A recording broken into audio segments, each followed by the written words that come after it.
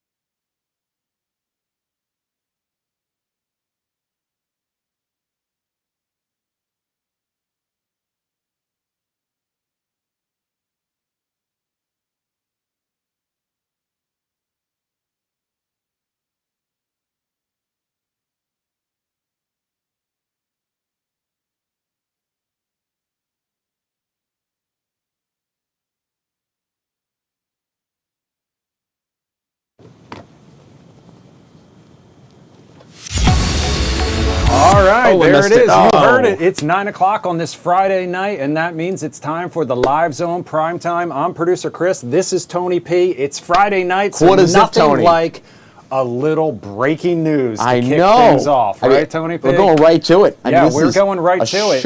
A shocking one, news. and also, you know, just minutes ago, we had no idea this is what we were going to be talking about 10 minutes tonight. ago, it came on our feed. But in case you haven't heard the news, Representative Marjorie Taylor Greene from Georgia, a staunch MAGA loyalist for most of her career, announced her resignation on this Friday night. Yeah. We just got that breaking news around 8:30 tonight.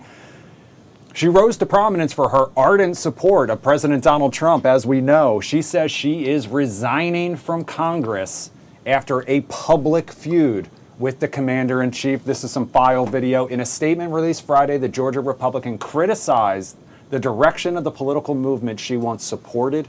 Her relationship with the president soured after she joined calls from Democrats to release files related to the investigation into convicted sex offender Jeffrey Epstein. Tony, we've been talking about that all week, which President Trump had initially opposed.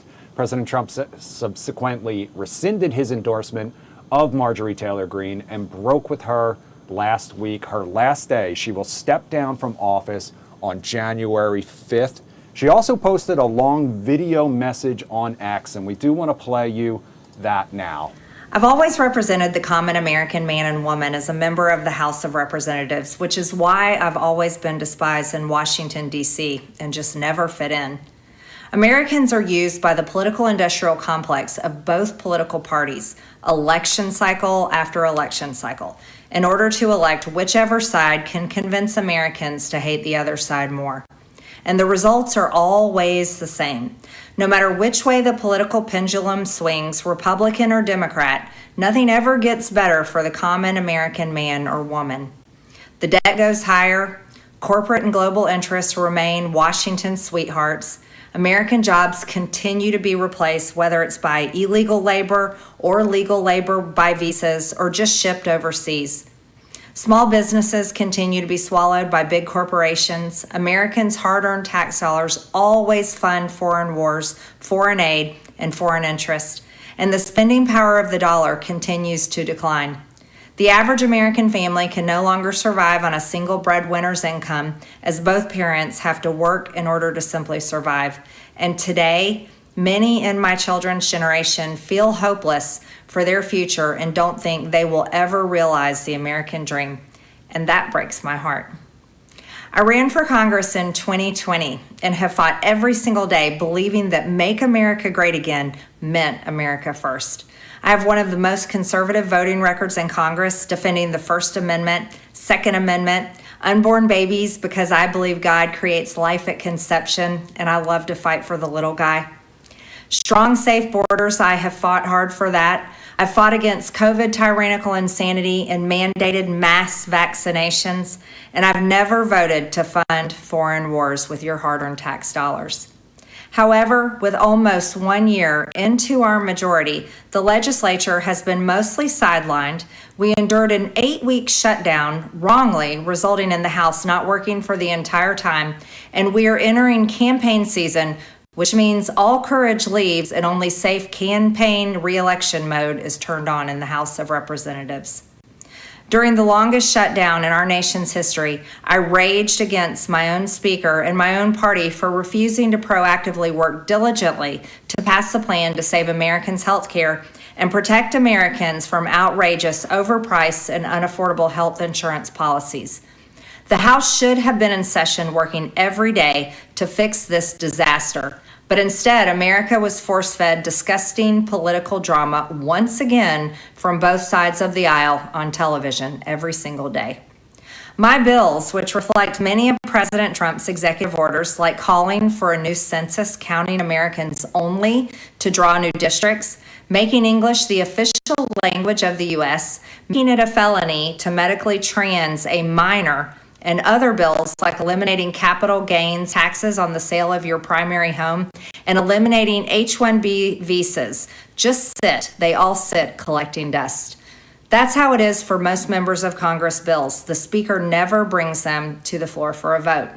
Many common Americans are no longer easily convinced by paid political propaganda spokespersons and consultants on TV and paid shills on social media obediently serving with cult-like conviction to force others to swallow the political party talking points.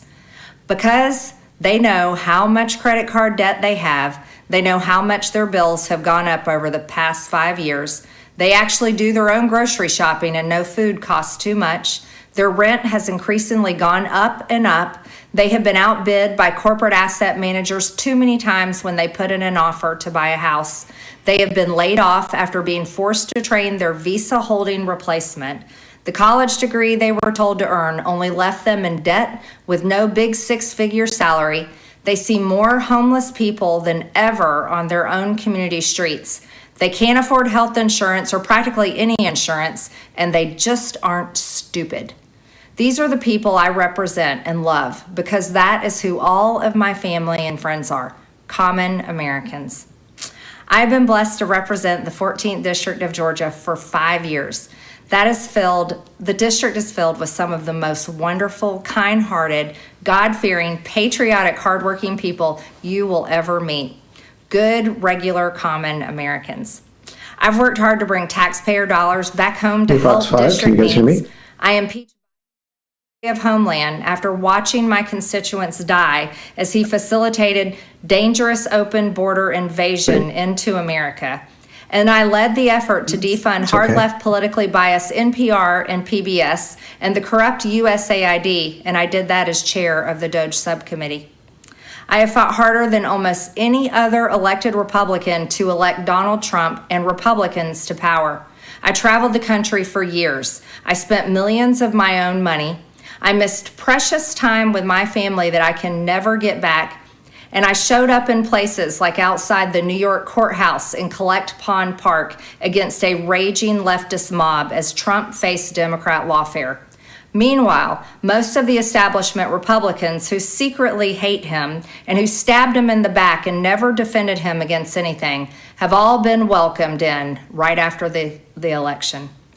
And I will never forget the day I had to leave my mother's side as my father had brain surgery to remove cancerous tumors in order to fly to Washington, D.C. to defend President Trump and vote no against the Democrats' second impeachment in 2021. My poor father and my poor mother, it was way too much for all of us. Through it all, I never changed or went back on my campaign promises and only disagreed in a few areas, like my stance against H-1Bs replacing American jobs, AI state moratoriums, debt-for-life 50-year mortgage scams, standing strongly against all involvement in foreign wars, and demanding the release of the Epstein files. Other than that, my voting record has been solidly with my party and the president. Loyalty should be a two-way street. And we should be able to vote our conscience and represent our district's interests because our job title is literally representative.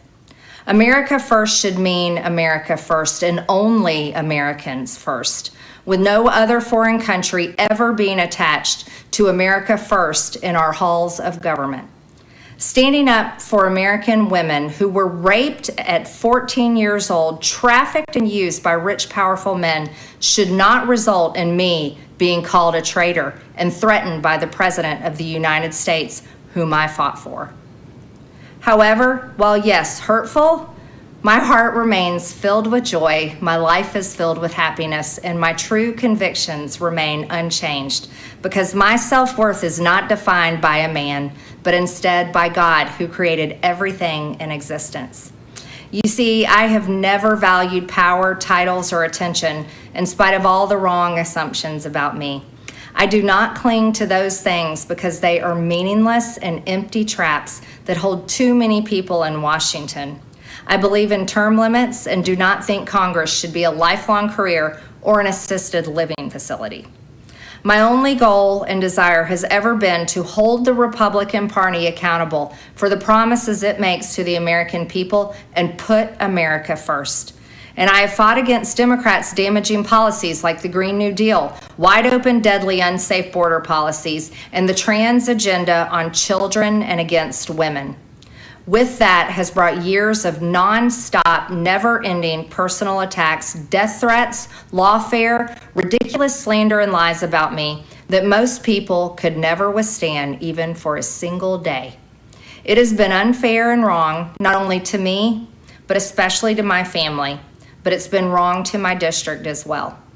I have too much self-respect and dignity. I love my family way too much, and I do not want my sweet district to have to endure a hurtful and hateful primary against me by the president that we all fought for, only to fight and win my election while Republicans will likely lose the midterms, and in turn be expected to defend the president against impeachment after he hatefully dumped tens of millions of dollars against me and tried to destroy me.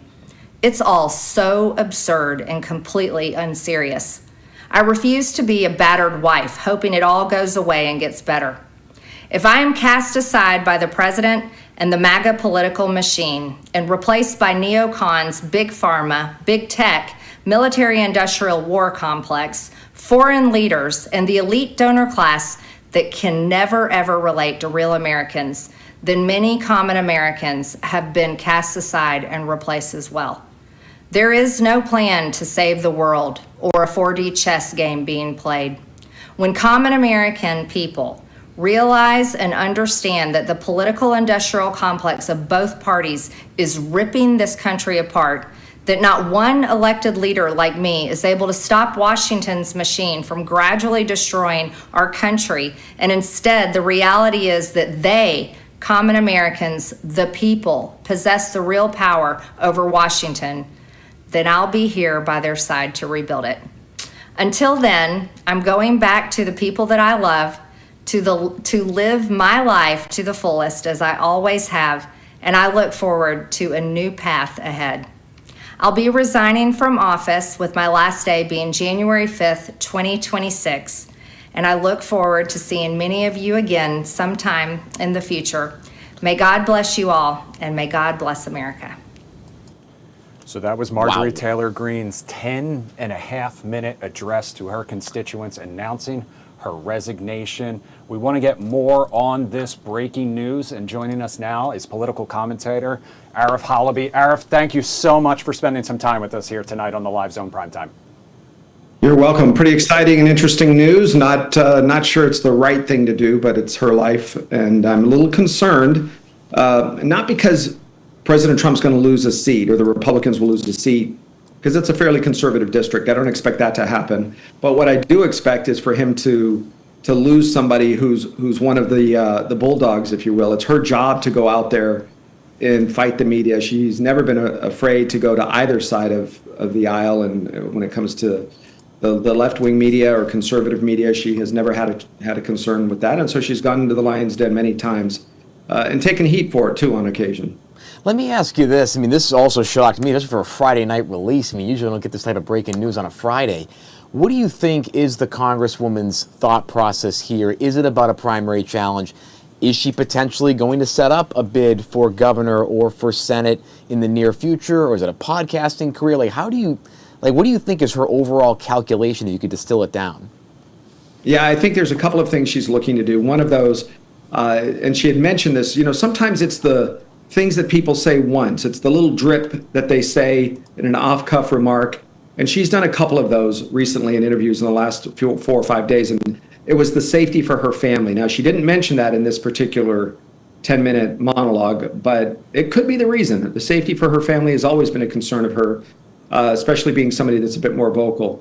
And I know she travels to other districts. She has on many occasions. In fact, a friend of mine down in Texas happened to see her there at an event that was outside of her own area. And so it was kind of interesting to think that she would travel that far away. However, at the same time, I think she might be making a run for state office, maybe state Senate. But it's difficult when you are either one side or the other, unless you come from a far extreme state like a California or Massachusetts. You can't be on the far left or the far right and get statewide office. It doesn't normally happen. Gavin Newsom figured it out. He did it in California. Some of the state senators and U.S. senators have done so as well. But I think you're going to see in an overall direction, I think she's going to just go away. Wow. Okay. Arif, have you been surprised by the kind of role that she's taken on more recently as such a vocal critic of the president, especially when it came to the Epstein files? I mean, we saw her on The View, of all places, recently.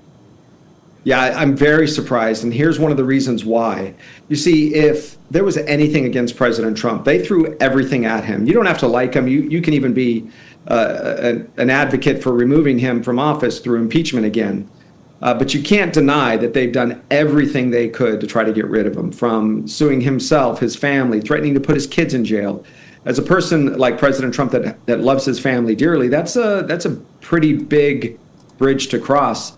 And the left has done so. They've tried to sue him in many states. They judge picked and picked the jurisdictions and the different attack dogs from the left district attorney's offices in Georgia and in New York.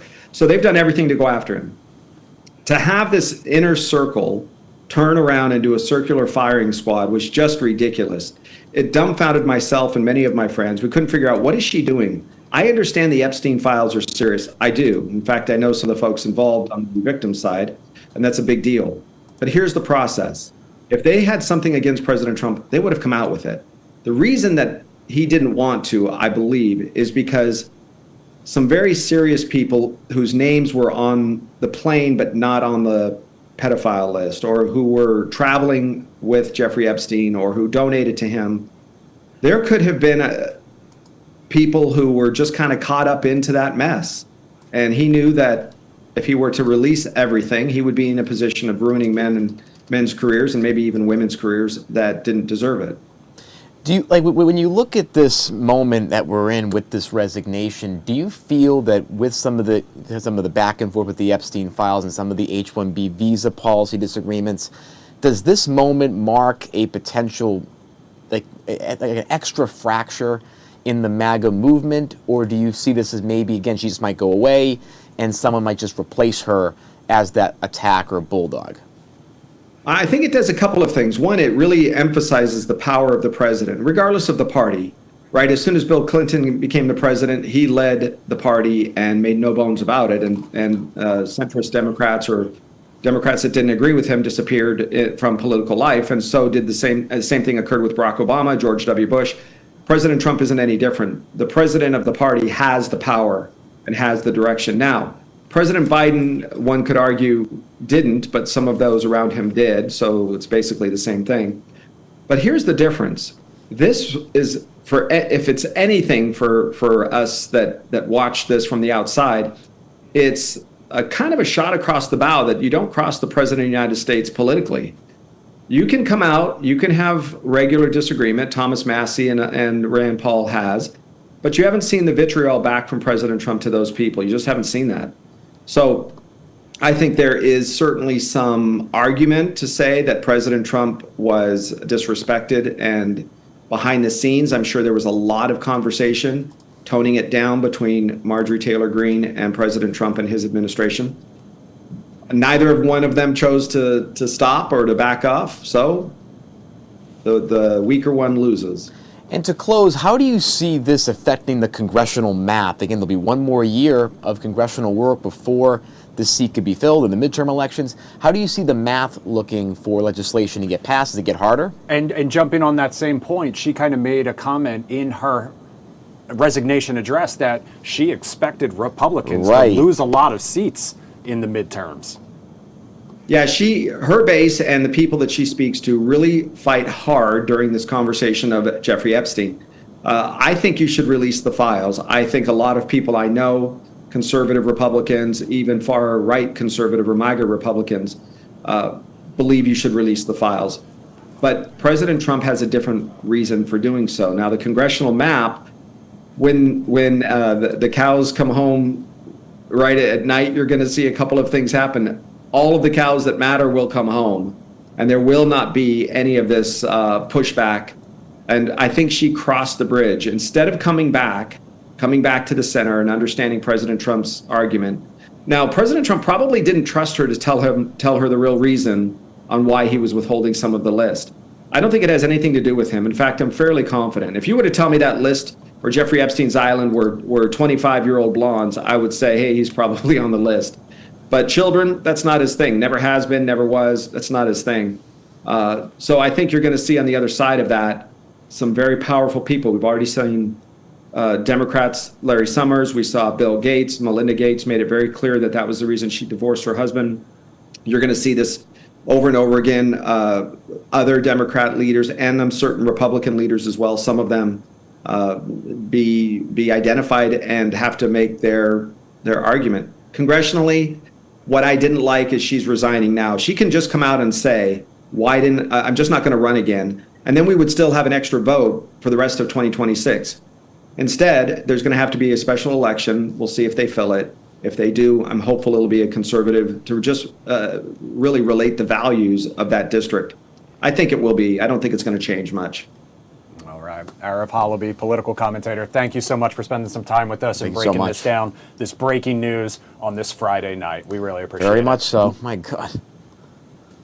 Have a great weekend. All right, we're going to take you live out to Fredericksburg, Virginia now, taking a live look from our Fox 5 Skycam. They're ready for the holiday season, and I think a lot of other people are going to be as well. Coming up next, we're going to talk about that holiday getaway forecast and whether Mother Nature will play ball. We're going to take a quick 2-minute break. We'll be right back.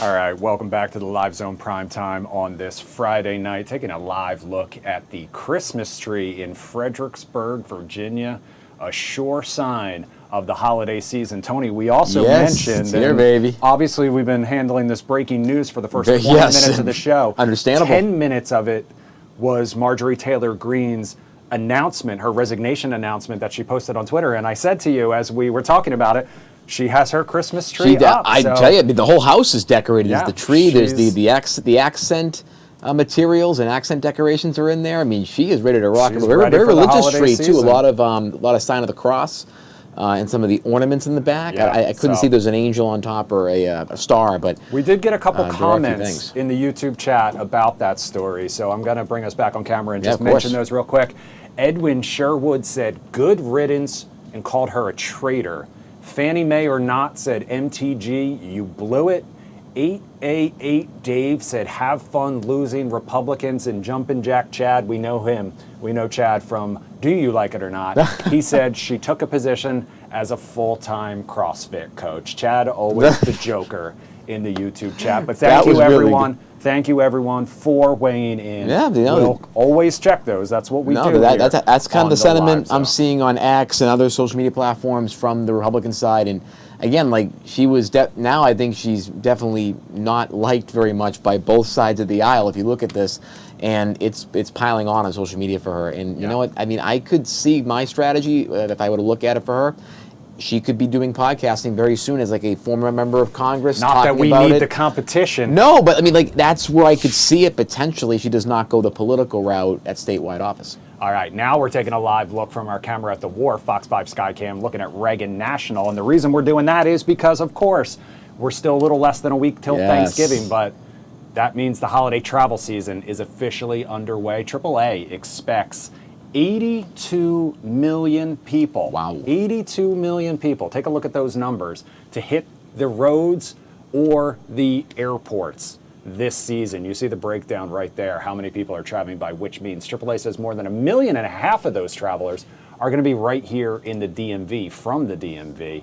But because of recent government shutdown and the flight reductions at airports nationwide, a lot of people changed their holiday plans. We've talked about this ongoing. Delta Airlines says canceling the have. plans not necessary. Same goes for American Airlines. They say 80,000 flights are on schedule for Thanksgiving week. United also says it's ready to fly a record number of passengers next week. The true test, though, will be on Wednesday when airports expect a record number of travelers. However, Tony, the one X factor that we haven't mentioned is, of course, the weather. Yes. And it looks like Mother Nature might not have plans to cooperate. So for that, Oh, great. we've got to bring in our best buddy over there, the one and only Mike Thomas. Mike, thanks so much for I've joining been looking us. forward to this for the last 20 minutes. Chris and Tony P, I've missed you guys. I it's missed great you. to see you both as well. I want to be back at the big board soon. And I would come say hello, but you're all the way over there. I know. We had an extensive for There he the is. people behind the scenes. We had an extensive plan of Right. going to Mike, and we were going to take a little trip, mentioning the holiday travel forecast, and we were going to get up and walk, and we were going to go. And then Marjorie, take a nice walk. Then Marjorie You know? Taylor Greene resigned and threw our plans into chaos. But Mike, take it away. MTG always throwing things in the chaos there. But yeah, That's very Yeah, true. I'm sure a lot of people feel that. That way. is a very accurate sentiment. Let's take a break from politics. We'll talk a little weather for Yes. you guys here as Thank we get you. you ready. Before we talk about holiday travel, I think given that it's a Friday, why not give me a little weekend forecast, that. all right? Hey, we had clouds today. We're going to have showers tonight. Good news is they're pretty much confined to tomorrow morning. I think they get out of here pretty quick, Good. and we see some sun by the afternoon. And then, hey, Sunday, 60 sunshine. Don't you like this is what my job looks like. This little point of view I'm giving you. Yes, most of it's- the afternoon. But like your voice is so bright, just like Sunday's weather. I love it.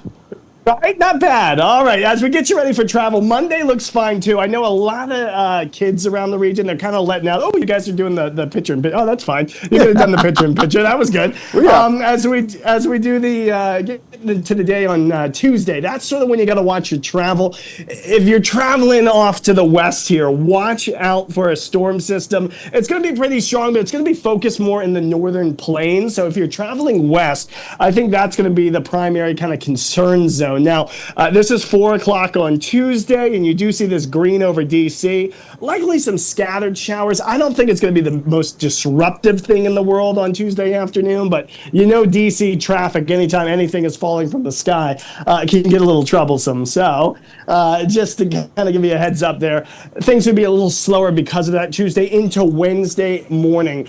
Same deal if you're going north and west. Like you see Chicago here dry, but watch the tightness in these red lines, these pressure contours, give me an idea of what the winds are doing. And it's going to be pretty gusty across the Great Lakes. So if you are happening to be flying up in that direction, just know that winds could cause some delays up there on Wednesday. Tony P is, just so you know, so he is listening closely. No. I'm flying up north to Boston Wednesday morning. Okay, well, Boston will be all right. I mostly mean Great Lakes and areas up that way. And then it does get out of here by the time we get to Thanksgiving. I'll say storms moving a little faster. So because it's moving a little faster, we're bringing colder air down for Thanksgiving Day. Look, we're used to Thanksgiving not exactly being the warmest holiday in the world around here. I will show you one thing, because social media was going crazy, like over earlier this week, because some meteorologist from Florida decided he wanted to tweet a forecast that showed a snowstorm across the East Coast. Yeah, that's not going to happen. But what is going to happen is they'll get some Great Lake snows off Lake Erie. So if you're heading up to upstate New York or Pennsylvania, this is not so much a storm. That's just lake effect snow. You'll be fine in Boston. No snow for you. No snow for us here in D.C. If you're traveling north of Minneapolis, then good for you. Green Bay, maybe a touch of snow up that way, but nothing too serious in terms of snowfall. Travel back should be just fine over next weekend as well. So look, couldn't be happier when the Thanksgiving holiday to be a local so that I don't have to deal with it all. So I'll pray for everybody, and I wish you all the best of luck doing your holiday travel thing. You too, Tony P. But as far as our forecast is concerned, make sure clouds and sun. It'll be a breezy day on Thanksgiving, but we're dry here in the beautiful DC region. And then later Tony next is week so we are cold. thankful that it's not. I mean, speaking of Thanksgiving, he is so thankful it's not going to be snowing, because these warm DC winters have made him a little soft. Oh, well, come on. I'm just messing with him. I'm going to be a snowbird by the time I'm like 40 in Florida, and I can't wait to see all sunshine. Mike, I know we got to let you go to get ready for the Fox 5 News at 10. We appreciate you spending some time with us here. Always a and pleasure. for your patience. I'm waving to you way down at the other end. Bye. Tony's waving back. He's so sad he couldn't be there with you. Happy Thanksgiving, my friend, if I don't see you before. All right, we're going to take Happy Thanksgiving. Happy holidays, guys. Out to that live picture in Fredericksburg. The Christmas tree is up and ready. When we come back, Tony's going to talk to us about what he's been watching. And then a little bit later, we are talking to the Bravolebrity from Below Deck Down Under. Chef Tzarina is going to join us live, talk about her cookbook. Ooh. And despite the fact that she's not American, we might ask her for a few Thanksgiving dinner tips. I'm ready. In the meantime, we're going to take a quick break. We'll be right back.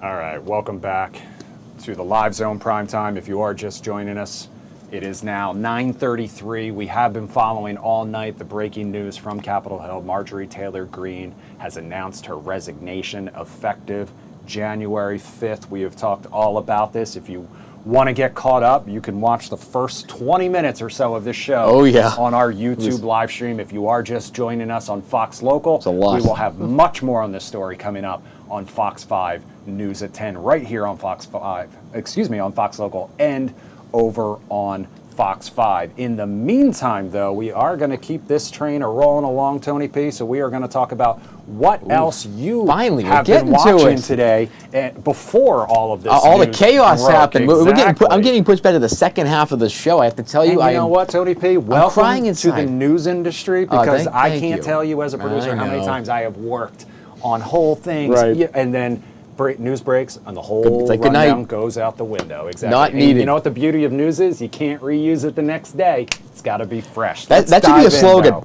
No, news you can't reuse. Exactly. But with that being said, we have some headlines for you that you will not need to reuse because it's all current. So starting off with today in Washington, of course, President Trump met today in the Oval Office with New York City Mayor-elect Zohran Mamdani, and the tone was far warmer than anyone would have expected. They talked about utility rates, transit funding, and housing costs. President Trump says he wants Zohran Mamdani to succeed, and Mamdani said the meeting focused on practical cooperation for the people of New York. I have to say, it looked like a mini bromance there in the Oval Office between the two of them. I mean, both of them lodging somewhat, I would say, decent comments about each other overall. Moving over to election news, in Texas, there was a major development in the state redistricting fight today. Texas asked the Supreme Court to reinstate its new congressional map after a lower court found it likely discriminates against minority voters. Later this afternoon, Justice Samuel Alito issued an administrative stay pausing that lower court ruling. The move comes as the map in place is being discussed while the justices review the state's emergency appeal as well ahead of the 2026 midterm elections. A major development there, as this was the beginning of the redistricting fight happening right in Texas. Back to the White House. The White House is pressing Ukraine to accept its 28-point peace proposal by Thanksgiving. The administration says the plan would stop the fighting, unlock major reconstruction funding, and create a long-term security framework. Ukraine has not yet agreed to the terms, and several European partners warn that any settlement must have Ukraine's full support for it to work. In the health sector today, Health Secretary Robert F. Kennedy Jr. confirmed that he instructed the Centers for Disease Control and Prevention to revise its website language on vaccines and autism. Scientists and public health advocates warn that this change could risk undermining trust in established medical guidance around vaccines. In transportation today, the Secretary of Transportation, Sean P. Duffy, urged holiday travelers to dress more respectfully when they fly and to avoid wearing sweatpants and loungewear on flights. He said better presentation and calmer behavior could help ease tension at the airports during one of the busiest travel weeks of the year coming up this coming Wednesday. Turning to business, the Federal Aviation Administration announced that several hundred air traffic controllers and technicians with perfect attendance during the 43-day federal shutdown will each receive a $10,000 bonus. Unions say many others also worked unpaid through the shutdown and deserve recognition as well. The Department of Transportation also today introduced the Thor 05F crash test model, the nation's first ever female-based crash dummy. It contains more than 150 sensors and is designed to improve injury data that earlier male-oriented models could not identify. In the entertainment space tonight, TMZ reports that Kandi Burruss is separating from her husband Todd Tucker after nearly 15 years of marriage, calling it one of the hardest decisions she has ever had to make. And the film Wicked for Good is already posting remarkable numbers, earning more than $30 million in preview grosses. And early reviews are mostly positive, as the movie is currently holding a Rotten Tomatoes score close to 70%, with the film being released to the public today and this weekend. On social media, a video of a father riding a bicycle with his younger daughter is facing sharp criticism online today because the child was not wearing a helmet. At the same time, the Ralph Lauren Christmas decorating trend is taking over TikTok with a surge in vintage-inspired holiday decorating videos. I love those every single year. It just brings that sort of, I would say, Andy Williams, Dean Martin kind of warmth. Nat King Cole sitting right by the fire. I love that trend.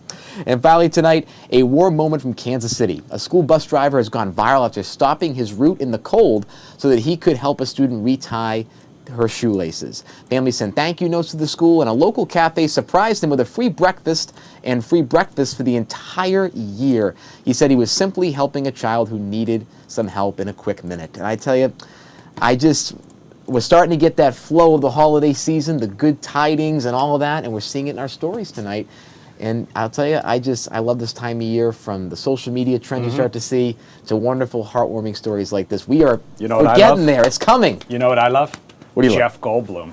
I brought know this you video do. back solely that I could boy. take a look at my man crush, the one and only Jeff Goldblum, Dr. Ian Malcolm from Jurassic Park, for those of you who may remember. I haven't seen Wicked yet. I have not seen Wicked yet. The first one? I haven't seen the first one. I haven't seen the Broadway play, and I probably won't see the second one. I don't know. I've seen really mixed reviews about this one. You told me you did see the first one. I loved the first one. I saw it with my family last year during the holiday season. I thought it was a wonderful just piece of film. And when you look at I think the whole process of this, I mean, I didn't see the play, so I was going in totally kind of blind on this, and I thought the story was wonderfully done. Cynthia Erivo did a fabulous job, and I'm hearing the acting I think they both got nominated. They did, and the acting for this film is being reviewed pretty well also, even though it's 70%, it could drift down, so it may not be as good, but I mean, it still did pretty decently well. We'll see whether it was a smart idea to split it into two movies or not. In the meantime, we're going to take a quick break. It might be cold outside, but we're going to heat things up because we're going below deck. Chef Tzarina is going to join us live coming up right after this. We're going to take a quick break. We'll be right back.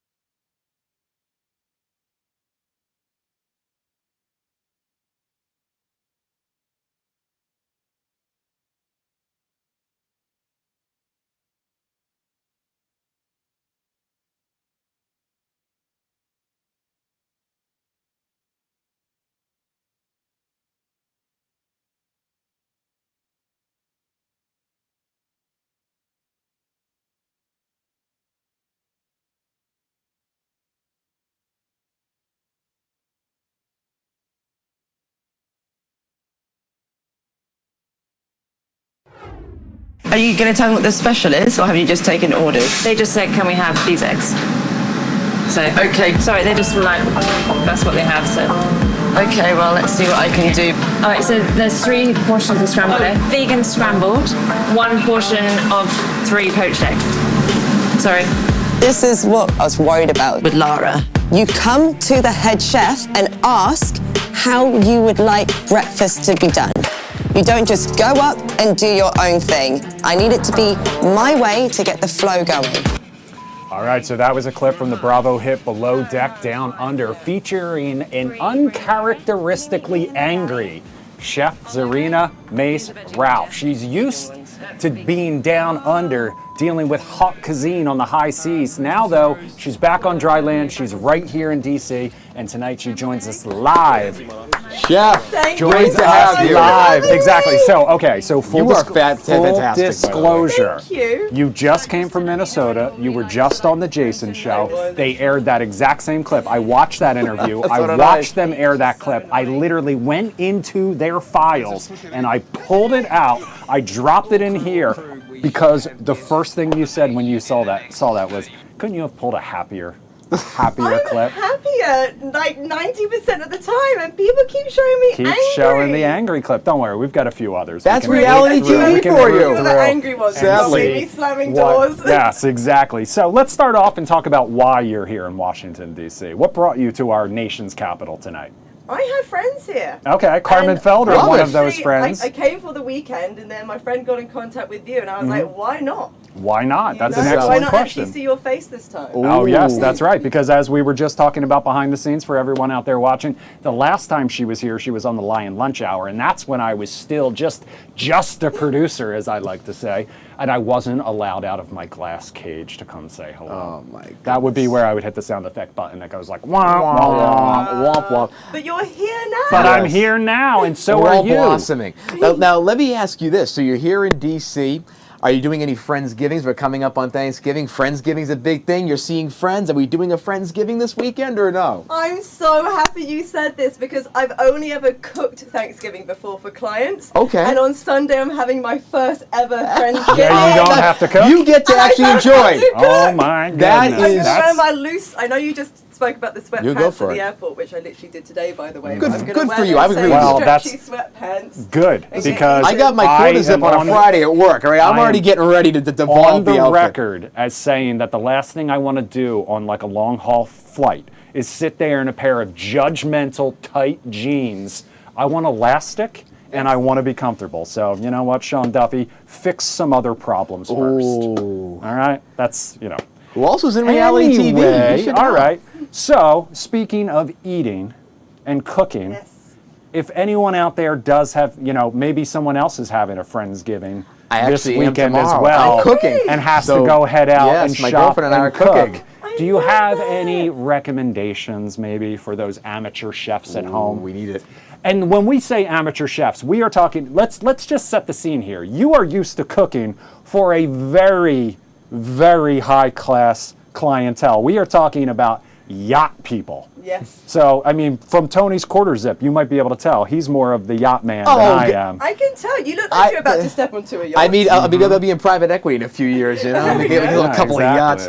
No, but I wouldn't even be allowed on the yacht right now. Are you kidding me? Sure. But listen, you're used to cooking for people with, I'll say conservatively, discriminating tastes. Money buys whatever money wants, right? Very true. So how is it different kind of going from that to, us amateurs and what we're doing? I don't think there's much difference because at the same time, the people on yachts, yes, they're on holiday and they like, the treats, the caviars, the expensive things, the lobsters, but we all actually enjoy that too. And there are ways of actually doing that on a budget because you can make like a lobster macaroni cheese. Oh, yeah. Ooh, Now you're speaking. Now, let me ask you this. So, like, in terms of, like, doing this show and, and cooking below deck, right? And, it's a lot of movement. There's a lot of chaos potentially. What is the difference between that and cooking in a kitchen? How do you prepare differently? How do you cook food differently? I've always been fascinated by like how you can be cooking on a moving object versus cooking in a kitchen. It's always such a relief whenever I do my private household or a pop-up kitchen or working in a restaurant, even helping people in restaurants and cooking at home because I don't have to hold on to everything. Right. On a yacht, I'm literally gripping in and my toes are curled half the time. Really? Because you're cooking so much, and also it makes you feel nauseous and your head spins out a bit, so then the smell of food makes you feel a bit wheezy. Oh my God. But it's such a big difference, but yachting is just so high intensity that when you go back into what you call like the real world, right, it's just so much easier. And when you're managing a kitchen and all different chefs at once, different personalities, different skill sets, how do you keep everybody in line, moving in the same direction? We'll call it with the current, to use a water reference. How do you keep that going while also making sure that the food gets out for everybody on time and meets those really high level tastes? I used to be such a pushover. Okay. I'm one of them too. I'm still a major pushover. And about 10 years ago, I shared a head chef role with this incredible Michelin star chef, Oliver. And he taught me basically how to do discipline. And it's something that I don't like to do all the time, but sometimes, especially working with older men who are working underneath me, you have to put in discipline. Interesting. And it's not nice, but I have this 3-rule thing that I will kind of keep quiet and handle everything very quietly, and then if they do it 3 times, then a different chef comes out. Oh my goodness. Now, for anybody like me, again, I'm doing the Friendsgiving tomorrow. I am an amateur chef. I do a lot of it on social media, and I mess up many times. For like fundamentals, what would be like the 3 fundamentals that you would want any amateur chef just starting out or trying to get better to really focus on so that the food quality for their friends or for their own food can be really consistent? Keep your fingers safe. I like that. Keep your fingers safe. Yes. And Knife always cutting put skills. a wet cloth or paper underneath your chopping board so it doesn't move. Okay. Oh, Really, really helps. okay. And Yeah. also, don't be afraid to just go completely spontaneous, add in spices and flavors that you like, and it might not be perfect the first time, but you have to make mistakes to make it perfect. Add in a bunch of spices. I've always been criticized on social media for using too many spices. Really? So, Well, you are a bit spicy. There we go. Yeah. That personality comes out now and again, you know? So let me ask you a question. What has life been like post Below Deck? I mean, obviously that made you a Bravolebrity. I know, which You is have a weird. massive social media following. How has that kind of, changed your life? To tell the truth, my therapist says I have imposter syndrome.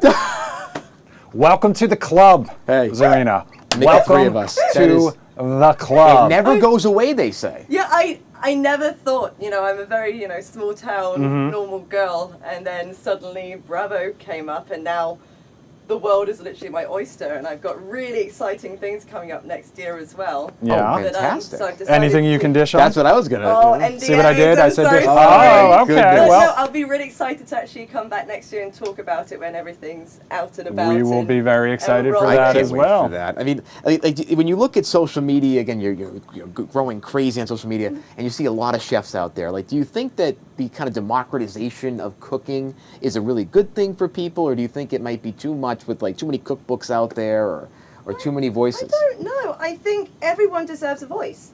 Good. And I think especially having the platform like social media and like, what do we all love the most? It's like that motherly feeling of home cooking, and I think that if you want to try and give it a go online and do something yourself, then go for it. That's why social media is there, so we can all do it and give it a go. And I love that speaking of attitude. cookbooks, we're taking a look at yours, Inside Out, The Gut Healthy Kitchen. Tell us about this. And you also mentioned to me you might have a new one coming out as well, if I'm correct. Maybe a new one, because I Maybe a really new want one. to do a below deck recipe one. Oh, that would be It's fun. been my highest request on social media from people. Okay. I'm just trying to find a good publisher to get it all going, but I've already started writing it last summer. Okay. No So way. yeah, it takes a long time. I can imagine to get the recipes all It's proper because and you right. have to watch back the episodes as well and Right. remember Oh, yeah. what you wrote and everything. And for folks like me who can barely understand basic recipes. But also, it's like it will be making it more basic, but still full of flavors and everything, and not too complicated, so people can still get that below deck kind of standard to Yeah. the recipe. So That's right. Those of us who will never be on a yacht is what she's talking No. about. I never said that. Either what owning she one or meant. cooking in my That's what she case. meant. All right, that's all right. Chef Tzarina, have so much fun at your first non-cooking Yes. Friendsgiving. And if I'm not mistaken, Carmen Felder, one of those friends you came to visit this She's weekend, coming who around knows? tomorrow morning. That's what we love to hear. Ooh, She's a I like frequent it. do you like it or not guest, so we love Carmen around here as well. And we love you. Yes, and welcome to once all those Washington. big things happen next year and those NDAs are out the window, you know where to come back to, all right? Oh, thank You better so come much, back. guys. We absolutely All right, love we you. I'll love tell you, it. and good All luck right. with everything, and keep inspiring us. We need great people out there putting out wonderful recipes that are healthy, and you bring us so much joy to the screen. Oh, thank you so much, guys. Thank I you really guys for appreciate it. thank you for a live in studio guest at 9:52 on a On a Friday Friday. night. Can That you is a believe that? big ask, so Yes. we My flight appreciate was it. delayed. We all know about the travel at the moment. Exactly. But Well, God we bless don't you mind it being one here. bit. It worked out for us. We're going to take a quick break. We're going to take a live look back out at that Christmas tree because we love those vibes. We'll be right back.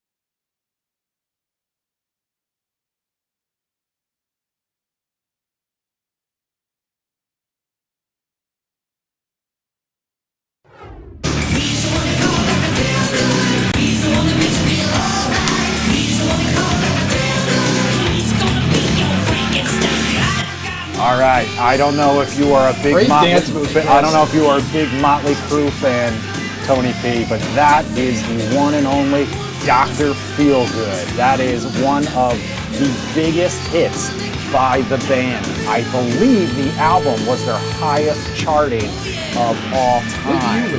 It was definitely the 80s, but don't quote me on the year. This was definitely post their sex, drug, and rock and roll heyday. But the band, believe it or not, celebrating 45 years.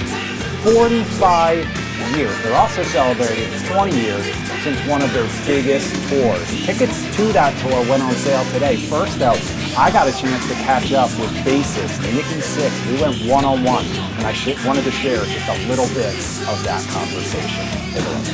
It has been 45 years since Motley Crue formed, 20 years since the Carnival of Sins tour. Now you guys are obviously kicking off this new tour. You are celebrating both in your wildest dreams, and I know from everything that I have heard that you guys know how to get a little wild. But in your wildest dreams, did you ever imagine you'd be doing this 45 years later still? No. I mean, I think I remember something like the Rolling Stones, like 20th year anniversary. And I was like, wow, how do you do that for that long? You know, how do you stay in a band that long? How do you stay relevant for that long? And so many of our peers are, you know, up there too, 30, 35, 40 years, you know, some a little more, guys in Aerosmith. It's crazy. We never would imagine that. Just, you know, living in an apartment in Hollywood, writing these little ratty anthem songs and playing the clubs and just all, you know, it's really, now I can look back and go, what a crazy ride this has been. Like all the highs and all the lows and the whole thing. And, you know, here we are. We're, you know, going to go out and do some shows this summer, and it's going to be a blast. It's a lot to be grateful for. A lot to be grateful for, indeed. Like I said, the return of the Carnival of Sins tour. The tickets went on sale today. They will be here in the DMV on August 3rd, Bristow, Virginia, Jiffy Lube Live, performing with Tesla and Extreme. Extreme, Tony P, if you're not down with your heavy metal 80s bands, maybe. More Than Words, I believe, was their famous song, which I'm not even going to attempt to replicate, but you know the one. I would pay to see that happen. But so I just want to do one clarification. That song came out, Dr. Feelgood was in 1989. That song 1989. Came out. And I wasn't actually shocked because the Mercedes that the music video had, it looked exactly like an 89 Mercedes, and like that makes sense. So, I mean, what's really cool is that a lot All right, so this song is about a drug dealer. Now, Nikki Sixx, Nikki Sixx was, he really lived up to that reputation of sex, drugs, and rock and roll. Great song. They have he wrote this one. He also wrote another one of their famous songs, which is Kickstart My Heart. That's right. And that song is based on the fact that he overdosed on heroin and his heart stopped for 2 minutes. He was clinically dead for like 2 minutes. So kickstarting his heart was something he really lived through. So if you are a Motley Crue fan, you can get those tickets on sale today. We'll have much more from that interview with Nikki Sixx coming up on Fox 5 next week. So, you know, I gotta have to be honest with you a little bit. I do feel bad. Steve Shenevy has been on vacation, and that's literally the only reason that I got to do that interview, because there is no way in hell he would have let me do that interview if he had been. He loves the Motley Crue. He loves his 80s heavy metal, that's for sure. And we love all of you for joining us here on a Friday night.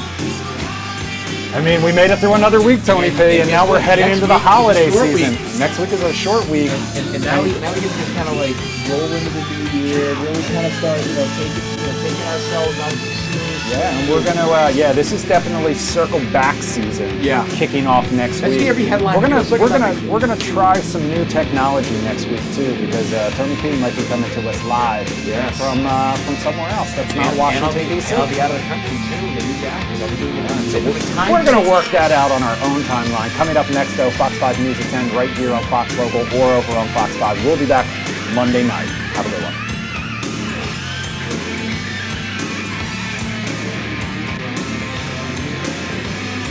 Awesome, got it all in. Awesome job with the breaking news. That was great. Thank you for everything.